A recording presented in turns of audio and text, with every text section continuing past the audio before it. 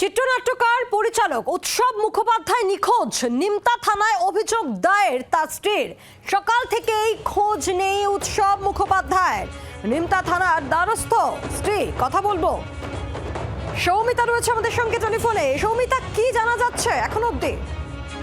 আইন একটি Facebook post থেকে খবরটি ছড়ায়। ফেসবুক পোস্টটি উৎসব মুখার্জির ফেসবুক অ্যাকাউন্ট থেকে শেয়ার করা হয়েছে, কিন্তু তাতে উল্লেখ রয়েছে যে যিনি পোস্ট করছেন তিনি ওনার স্ত্রী মৌপিয়া বন্দ্যোপাধ্যায়, এবং তিনি লেখেন যে আজকে সকালবেলা ব্যাংকের কাজে উনি বাড়ি থেকে বেরিয়েছিলেন এবং সঙ্গে তার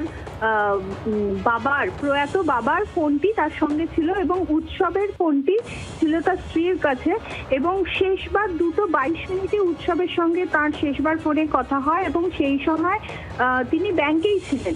এরপর থেকেই ফোনটি সুইচ অফ পাওয়া যায় এবং এরপর থেকে আর কোনোভাবেই উৎসব মুখোপাধ্যায়ের সঙ্গে তার যোগাযোগ হয়নি এবং তিনি এখনো অবধি যোগাযোগ করে উঠতে পারেননি। ইতিমধ্যে স্থানীয় থানায় নিখোঁজ ডায়েরি করেছেন এবং ব্যাংকের সিসিটিভি ফুটেজও খতিয়ে দেখা হচ্ছে কিনা, আদৌ ব্যাংক থেকে বেরিয়েছিলেন কিনা, এসব প্রশ্নই কিন্তু এখন তদন্তের কেন্দ্রবিন্দুতে।